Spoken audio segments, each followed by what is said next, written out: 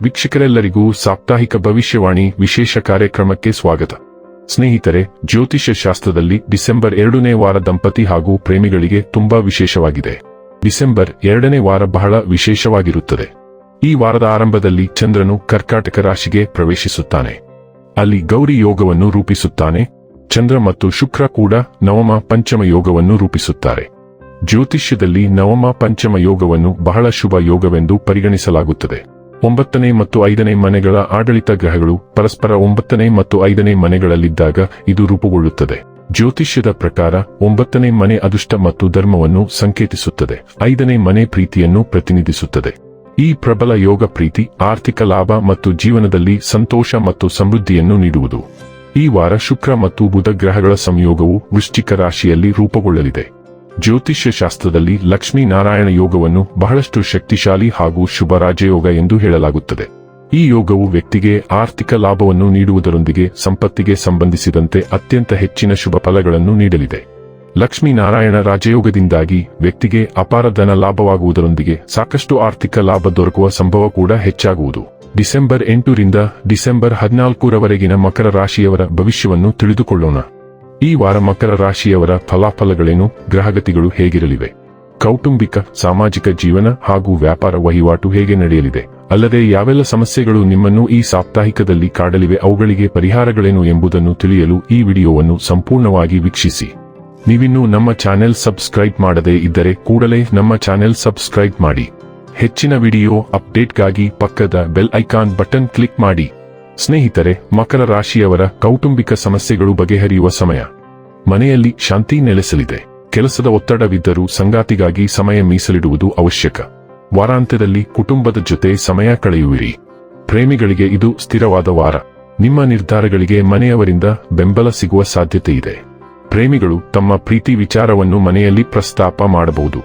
ನವವಿವಾಹಿತರು ಪ್ರೇಮಿಯೊಂದಿಗೆ ಪ್ರವಾಸ ಕೈಗೊಳ್ಳುವ ಸಾಧ್ಯತೆ ಇದೆ. ಶನಿವಾರ ಎಳ್ಳೆಣ್ಣೆ ದೀಪವನ್ನು ಹಚ್ಚಿ. ಚಂದ್ರ ರಾಶಿಗೆ ಹೋಲಿಸಿದರೆ ಶನಿಯು 3ನೇ ಮನೆಯಲ್ಲಿರುವುದರಿಂದ ಈ ವಾರ ನಿಮ್ಮ ಸ್ನೇಹಿತರು ಅಥವಾ ಸಂಬಂಧಿಕರೊಂದಿಗೆ ಯಾವುದೇ ಅಲ್ಪ ಪ್ರಯಾಣಕ್ಕೆ ಹೋಗಲು ನೀವು ಮನಸ್ಸು ಹೊಂದಿರಬಹುದು. ಆದರೆ ಈ ಸಮಯದಲ್ಲಿ ಯಾವುದೇ ಪ್ರಯಾಣಕ್ಕೆ ಹೋಗುವುದನ್ನು ನೀವು ತಪ್ಪಿಸಬೇಕು. ಇಲ್ಲದಿದ್ದರೆ ನೀವು ಹೊಟ್ಟೆಗೆ ಸಂಬಂಧಿಸಿದ ಸಮಸ್ಯೆಯನ್ನು ಎದುರಿಸಬೇಕಾಗಬಹುದು.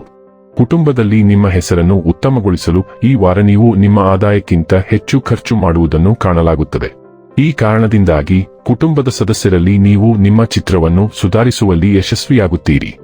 ಆದರೆ ಯಾವುದೇ ಯೋಜನೆ ಇಲ್ಲದೆ ಹಣಕಾಸು ಖರ್ಚಿಸುವುದು ಭವಿಷ್ಯಕ್ಕಾಗಿ ನಿಮ್ಮ ಜೀವನದಲ್ಲಿ ಆರ್ಥಿಕ ಬಿಕ್ಕಟ್ಟನ್ನು ಉಂಟುಮಾಡುತ್ತದೆ. ಸಂಬಂಧಿಕರಿಗೆ ಒಂದು ಸಣ್ಣ ಭೇಟಿ ನಿಮ್ಮ ಒತ್ತಡದ ಜೀವನದಲ್ಲಿ ಸ್ವಲ್ಪ ಆರಾಮ ಮತ್ತು ವಿಶ್ರಾಂತಿ ಎಂದು ಸಾಬೀತುಪಡಿಸುತ್ತದೆ. ಈ ಸಮಯದಲ್ಲಿ ನಿಮ್ಮ ಕುಟುಂಬಕ್ಕೆ ಸಾಕಷ್ಟು ಸಮಯವನ್ನು ನೀಡಲು ನಿಮಗೆ ಸಾಧ್ಯವಾಗುತ್ತದೆ. ಆದ್ದರಿಂದ ನೀವು ಅವರ ಬಗ್ಗೆ ಕಾಳಜಿ ವಹಿಸುತ್ತೀರಿ ಎಂದು ಅವರು ಭಾವಿಸಲಿ. ಇದಕ್ಕಾಗಿ ಅವರೊಂದಿಗೆ ಉತ್ತಮ ಸಮಯವನ್ನು ಕಳೆಯಿರಿ ಮತ್ತು ನಿಮಗೆ ದೂರು ನೀಡಲು ಅವರಿಗೆ ಅವಕಾಶ ನೀಡಬೇಡಿ. ಚಂದ್ರ ರಾಶಿಗೆ ಹೋಲಿಸಿದರೆ ರಾಹು 2ನೇ ಮನೆಯಲ್ಲಿರುವುದರಿಂದ ನೀವು ಸ್ಥಗಿತಗೊಂಡಿರುವ ನಿಮ್ಮ ಕೆಲಸಗಳನ್ನು ಆರಂಭಿಸಲು ಯೋಚಿಸುತ್ತಿದ್ದರೆ ಅದಕ್ಕಾಗಿ ಈ ವಾರವು ಸ್ವಲ್ಪ ಪ್ರತಿಕೂಲವಾಗಲಿದೆ. ಏಕೆಂದರೆ ಈ ವಾರದಲ್ಲಿ ಸಹ ಹಿಂದಿನ ಅಪೂರ್ಣ ಕೃತಿಗಳನ್ನು ಪುನರಾರಂಭಿಸುವಲ್ಲಿ ನಿಮಗೆ ತೊಂದರೆಗಳು ಉಂಟಾಗಬಹುದು. ಇದು ಸ್ಥೈರ್ಯವು ಪ್ರಭಾವಿತವಾಗುತ್ತದೆ. ಇದರೊಂದಿಗೆ ನಿಮ್ಮ ವೃತ್ತಿ ಜೀವನದ ವೇಗವು ನಿಧಾನಗೊಳ್ಳುವ ಸಾಧ್ಯತೆಯೂ ಇದೆ. ನಿಮ್ಮ ಶೈಕ್ಷಣಿಕ ರಾಶಿ ಭವಿಷ್ಯದ ಪ್ರಕಾರ ಸ್ಪರ್ಧಾತ್ಮಕ ಪರೀಕ್ಷೆಗಳಿಗೆ ತಯಾರಿ ನಡೆಸುವ ವಿದ್ಯಾರ್ಥಿಗಳು ತಮ್ಮ ಪರೀಕ್ಷೆಗಳಲ್ಲಿ ಯಶಸ್ಸನ್ನು ಪಡೆಯುತ್ತಾರೆ. ಈ ಸಮಯದಲ್ಲಿ ನಿಮ್ಮ ಕುಟುಂಬವು ನಿಮ್ಮನ್ನು ಪ್ರೋತ್ಸಾಹಿಸುತ್ತಿರುವುದನ್ನು ಕಾಣಬಹುದು. ಹಾಗೆಯೇ ನಿಮ್ಮ ಯಾವುದೇ ಶಿಕ್ಷಕರು ಅಥವಾ ಗುರುಗಳಿಂದ ಉಡುಗೊರೆಯಾಗಿ ಉತ್ತಮ ಪುಸ್ತಕ ಅಥವಾ ಜ್ಞಾನದ ಕಿಲಿಯನ್ನು ನೀವು ಪಡೆಯುತ್ತೀರಿ.